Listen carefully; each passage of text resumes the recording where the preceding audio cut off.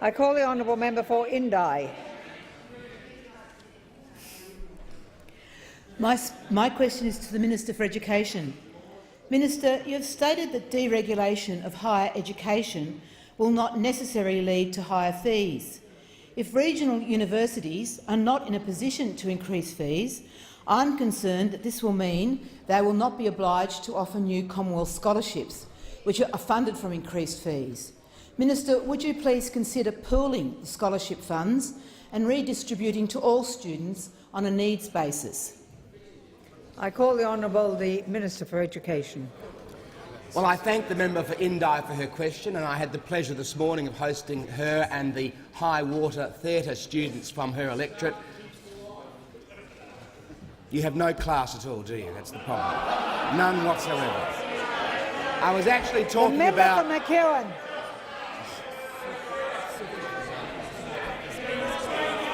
The member for Charlton will remove himself under 94A. For 1 hour.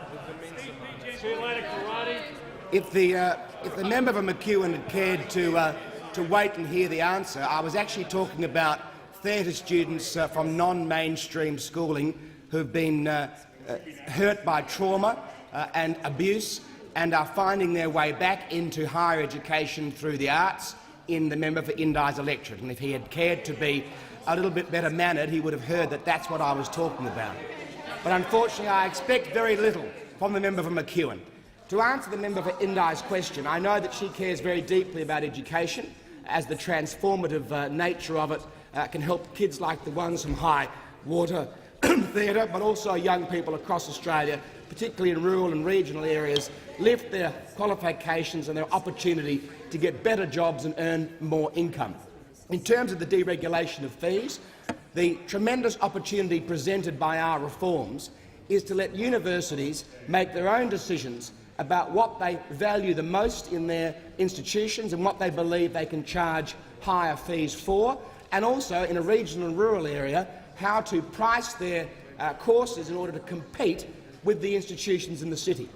The great thing about the Commonwealth Scholarships Fund is that each university will get the opportunity to make its own decisions about how to attract students through scholarships. So in a rural and regional area, and many of the coalition members who represent rural and regional areas would also be interested to know, they will be able to tailor their scholarships to what they think will most attract students, whether it's in their local area or whether it's from the city to regional areas. They might decide to forego tuition fees for those students. They might decide to help them with living expenses in order to move to rural and regional areas.